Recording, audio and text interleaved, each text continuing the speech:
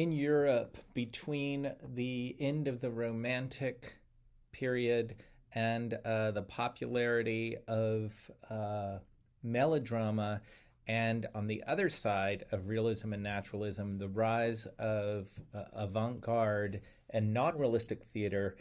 Probably the most important theatrical trend to arise in the late 19th century was realism and naturalism in the theater. And many people identify realism and naturalism in theater as the beginning of realistic theater as we understand it today, and also realistic acting and dramaturgy as is represented in film as well. Modern realism had its roots in some major ideas and thoughts that were arising in Europe in the 19th century. Among those were the ideas of Auguste Comte. And Comte wrote Positive Philosophy and Positive Polity. And he argued that all the sciences and the scientific method should be applied to the study of social problems in general. Many people identify Comte as the father of sociology, the study of society as a series of systems that can be manipulated. Comte demanded the abandonment of metaphysical explanations in favor of material explanations based on observation and analysis to solve social problems. Comte's ideas were known collectively as positivism, and they were exciting to artists who sought to make art scientific and realistic. There were some precursors of realism in art. Some of these were perspective illusionism of the Italian Renaissance that we talked about in our previous learning unit. Melodrama, with its details and local color, brought in realism in theater and art. And Romanticism, with its inclusion of diverse characters, violence on the stage, and blending of the beautiful and the grotesque, also was a precursor to realism as it appeared in naturalistic and realistic theater. However, all of these earlier forms emphasized the beauty of nature and acceptable norms and picturesque settings and pleasing contrasts more than ugly or sordid details. Around the middle of the 19th century, some theater critics began to advocate for a close and objective view of life on the stage, no matter how squalid or debased it might seem.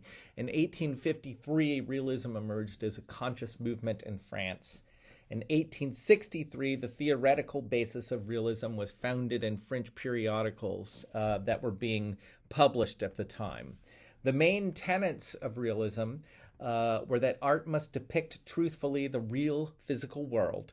And since only the contemporary world can be observed directly, truth can be attained most fully through impersonal, objective observation and representation of the world in which the artist lives. And that is why realism tended to focus on contemporary subjects. Another precursor of realism was Georg II, Duke of Saxe-Meiningen, and he was a director from Germany. He was a duke and he used his wealth and his prestige to create a theatrical company, the Meiningen Players, in the 1870s. And this company had a huge impact upon the development of theatrical production and staging techniques in the theater of the realism movement. Between 1866 and 74, the Meiningen Players performed entirely in Meiningen, the area of Germany where they lived. And after 1874, they began to tour to Berlin and from there to other parts of Europe. The incredible success of the Meiningen Players fueled a series of tours through 38 cities and nine countries. They went to Russia, Sweden, Austria, Denmark, Belgium, Holland, and England. They gave about 2,600 performances on these tours, did 41 plays in repertoire, And some traditional works in the repertoire. They did some Shakespeare, some Schiller, and many other romantic playwrights. And they also included some new plays, so some contemporary poetic romantic works. And one rather shocking inclusion was that they included Henrik Ibsen's play Ghosts, which was a very, very controversial play in its time period and was actually banned and censored in many parts of the world. The Meiningen players had several productions, and they were often considered the most historically accurate of the 19th century. The Meiningen viewed historical accuracy as a way to do justice to the scripts that were performed. And their pictorial illusionism, the accuracy of the clothes, sets, props, and etc., surpassed all previous standards because of its great accuracy. Georg II increased accuracy by dividing each century he researched into thirds, and he used his knowledge of changes and trends in these periods to inform scenery, costume, and props. He refused to allow actors to choose or tamper with their costumes, so his costumes were as accurate as possible, and actors were not allowed to say, I refuse to wear that because I don't like the way it looks. There were no cheap substitutes in any of Georg's productions, and he was wealthy enough to support this decision. They used heavy upholstered fabrics, some made to his specifications. Genuine chainmail, armor, swords, and axes were used. Authentic period furniture was used, and their success was so great in this area that other companies arose that wanted to follow in this method, and so theatrical supply houses were made which would manufacture furniture, props, costume materials, and armor to meet the new demand for the same standards set up by the Meiningen troupe. And Georg II designed all of the costume, scenery, and the props for his productions. Meiningen hired the top-of-the-line set designers.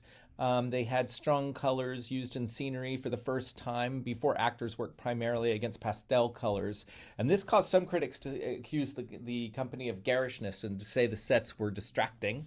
They replaced overhead borders of the proscenium with masking that was made to look like foliage, beams, banners, or other devices that suited the picture he put on the stage. So the masking came to look like a part of the set that was beneath it.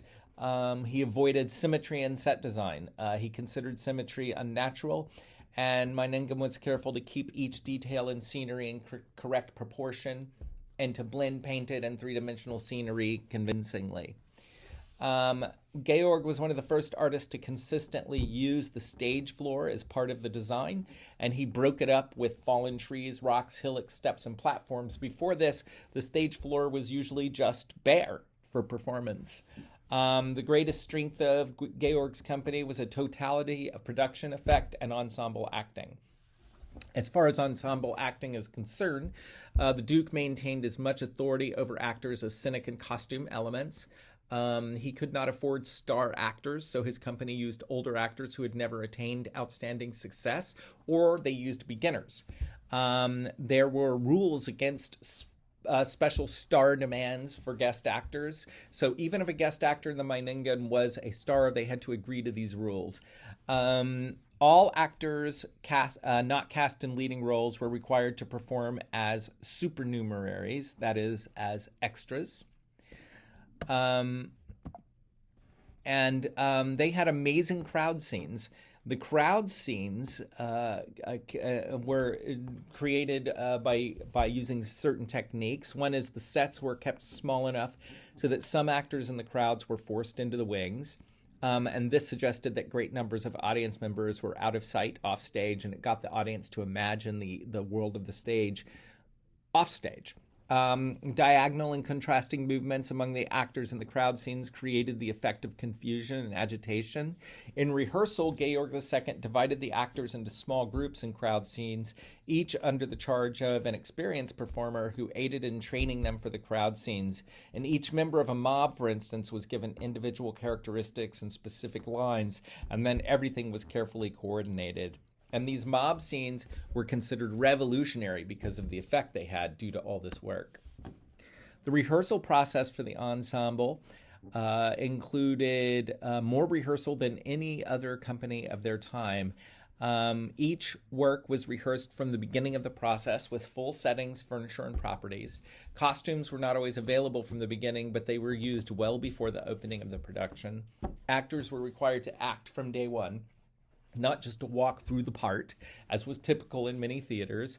And rehearsals, which started in the evening after the end of the Duke's daily duties, often lasted 5 or 6 hours. And this continued until the play was judged ready for performance, and that process might take several months. Because he never worked against a deadline, the Duke conceived many details as he went along, and rehearsals were frequently delayed while furniture was rearranged or new plans were made. The impact of the Meiningen players was huge. The complete illusion attained in every aspect of the production was revolutionary. Their work stands at the beginning of the new movement toward unified production in which each element, actor, costume, set, etc., is carefully selected because of its contribution to the total effect. And the actor gave way to the director as the dominant artist in the theater as a result of Georg II's work. By the time the Meiningen Theater discontinued touring in 1890, the theater was already entering the new era that this company helped to inaugurate, and that was the era of realism and naturalism. And theater makers of the following generation, the generation of theatrical realism, who were influenced directly by the Meiningen players, included André Antoine of France, the Théâtre Libre, and Konstantin Stanislavski of the Moscow Art Theater, also very impacted by the Meiningen players. Henrik Ibsen is a playwright who's one of the best-known playwrights in the world. He may be the second best-known playwright to Shakespeare, as far as European playwrights are concerned.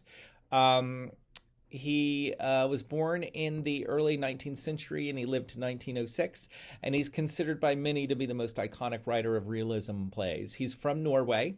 And in 1851, he was appointed resident dramatist and stage manager of the newly created Norwegian National Theater in Bergen. And by 1857, he had assisted in staging 145 plays and written 7 of his own at that theater.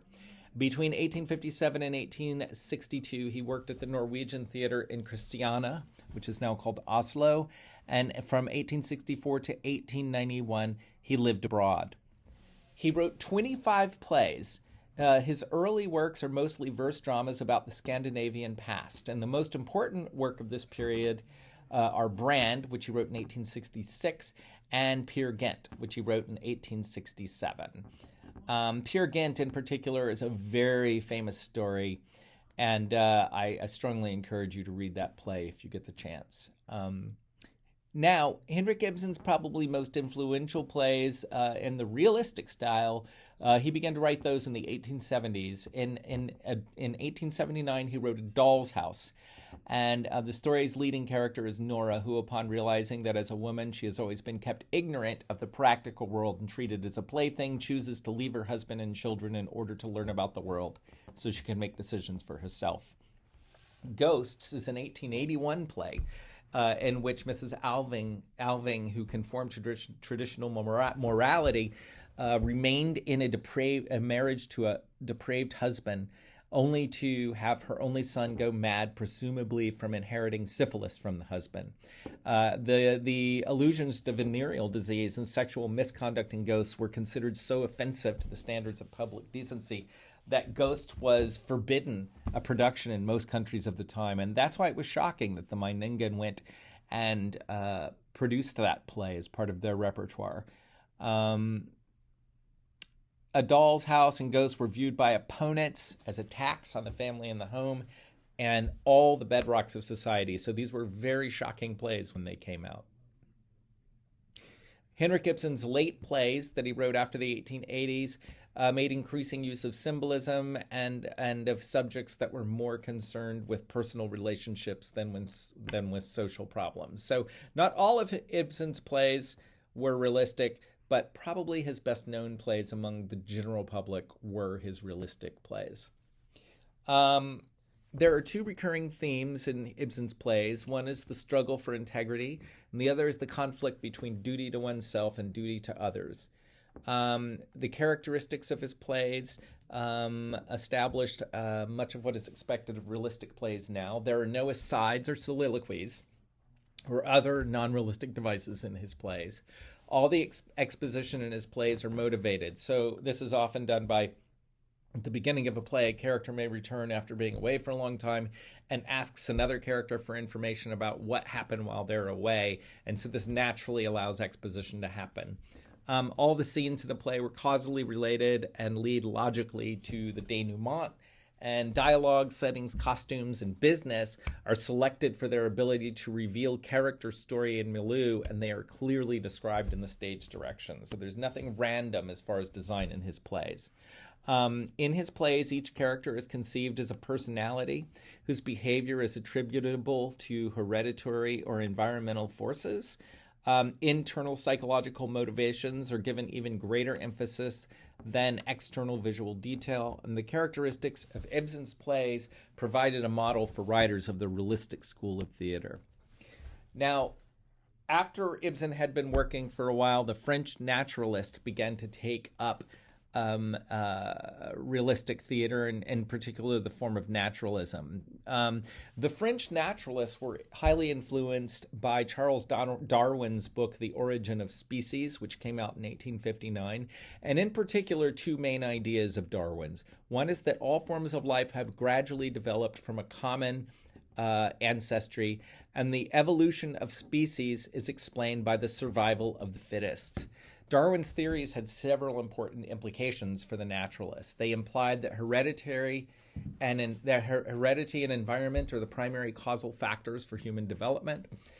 They say it suggests that human behavior, when viewed as a product of hereditary and environmental forces, came to be seen as determined by factors largely beyond an individual's control. And so at least partial responsibility for any desirable behavior had to be accepted by the society. For any undesirable behavior or desirable behavior had to be accepted by the society that has allowed adverse hereditary and environmental factors to exist. And finally, Darwin's theories strengthen the idea of progress, since if human beings have evolved from an atom to being the complex creatures they now are, then increasing complexity and improvement appeared to be inevitable.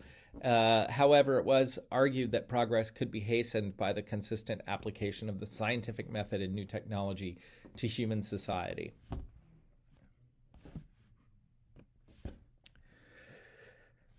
Human beings were absorbed into nature in Darwin's theories. So prior to the 19th century, humans had been set apart from the rest of nature as superior to it. But with Darwin, humans lost their privileged status, and like animals or plants, were often considered subjects to be studied and controlled like the members of any other biological species. Political conditions also contributed to the rise of naturalism in France and in other countries. After losing the Franco-Prussian War in 1871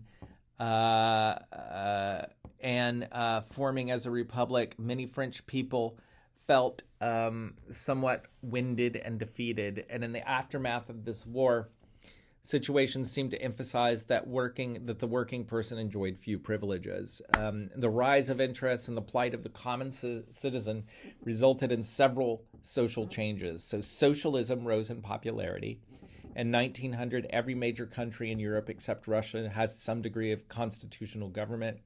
And interest in the lot of the working class and the rights of the common people provided a major focus of naturalism. There were also advancements in technology and technology that impacted the rise of naturalism. So science and technology became thought of as major tools for dealing with contemporary problems, and naturalists argue that all social problems could be solved if only the scientific method were applied to them systematically. So French naturalism arises as a movement through the work of Émile Zola in France, and it begins to arise in the 1870s. And Zola was the primary spokesman of the initial French naturalism movement. He admired Comte. He advocated for the scientific method as the key to all truth and progress. He believed literature and theater must become scientific or perish. He argued that the drama and theater must illustrate the inevitable laws of heredity and environment, or record case studies of reality, and he urged playwrights to observe, record, and experiment in plays with the same detachment as scientists do. Émile Zola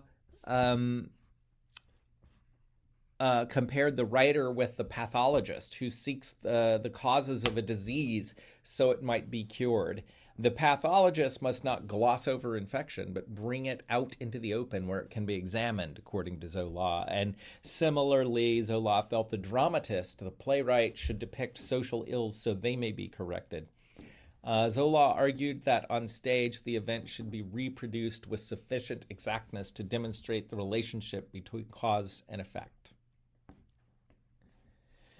In 1873, Zola wrote a preface to his play Teresa Requien, and that became the first major statement of naturalist theater doctrine. Other naturalists had even more radical ideas than did Zola. Some naturalists argued that a play should be merely a slice of life transferred to the stage without any concern for plot. And in their zeal to appropriate scientific truth, some naturalists obliterated virtually all distinctions between art and life. The French naturalism movement faced three problems when it first emerged in Paris. Because it was a new theatrical movement, there were not a great deal of good plays embodying the naturalist principles. And even when plays that did embody naturalist principles were produced at major theaters, such as the Comedy Française in Paris, the conservative theaters often demanded changes from the playwrights in order to make these naturalistic plays conform with less radical contemporary tastes in theater. And there were no theaters in Paris that were prepared to stage naturalistic drama in all its brutality and cruel reality.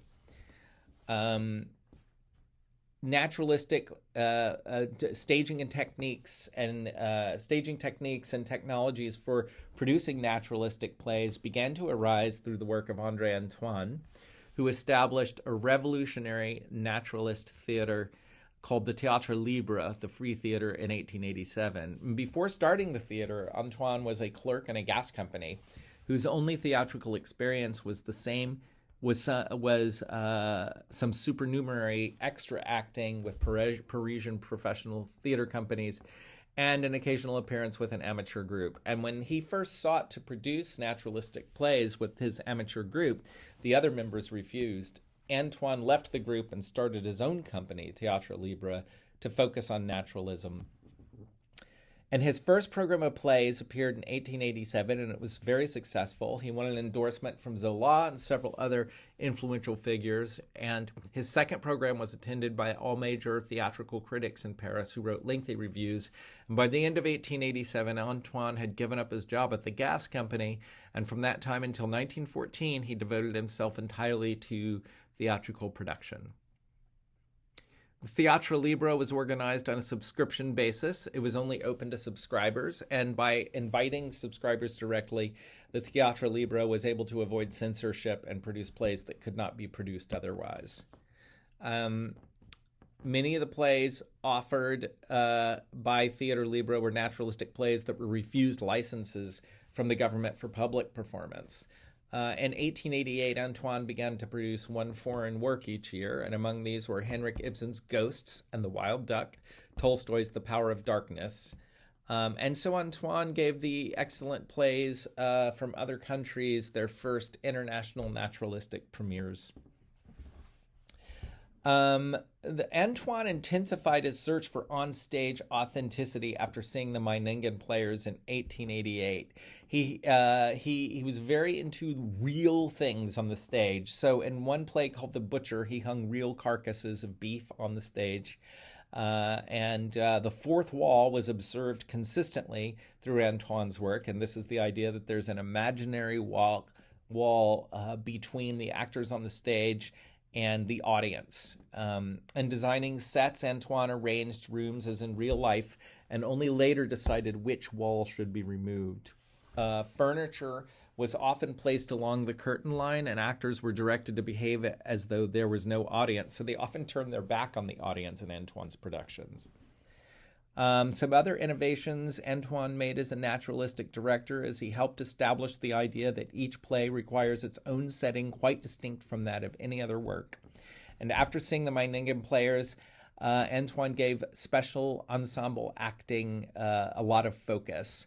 Most of his performers came to him as amateurs. He coached them carefully and authoritatively, and they produced amazing performances. Antoine did not allow any old-fashioned, conventionalized movement or declamatory speech. Instead, he demanded natural behavior.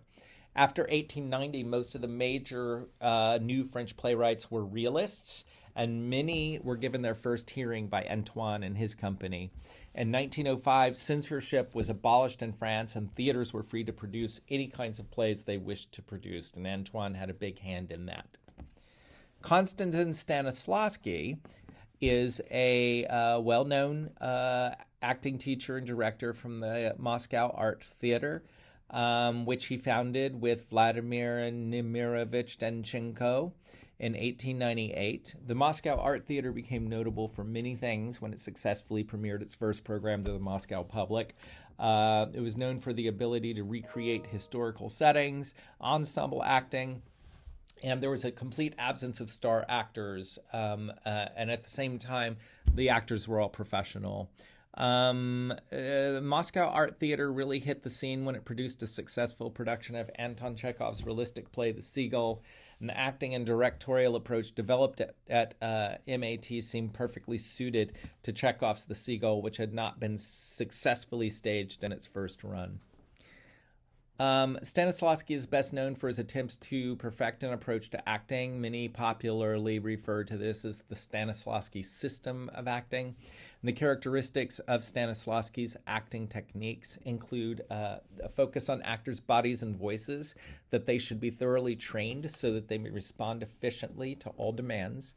The actors are taught stage techniques so they can project characterization to an audience without any seeming contrived or fakeness. Actors should be skilled observers of reality as a basis for their roles, and actors should seek inner justification for everything done on the stage. Other aspects of Stanislavski's acting techniques is that actors must make a thorough analysis of the script and work within the given circumstances found there to avoid merely playing themselves. Actors must define the character's primary objective or the through line of the role by understanding the character's motivations in each scene. The actors focus attention on the action as it unfolds, moment by moment on the stage, giving the illusion of the first time. And actors continually strive to perfect understanding and proficiency, subordinating their own egos to the artistic demands of the production. Taken as a whole, Stanislavski's approach to acting is an attempt to analyze each phase of an actor's work and to make it as efficient as possible. Stanislavski was never satisfied with his system, and he kept making changes throughout his life. He urged others to keep changing it on the basis of artistic needs and cultural backgrounds.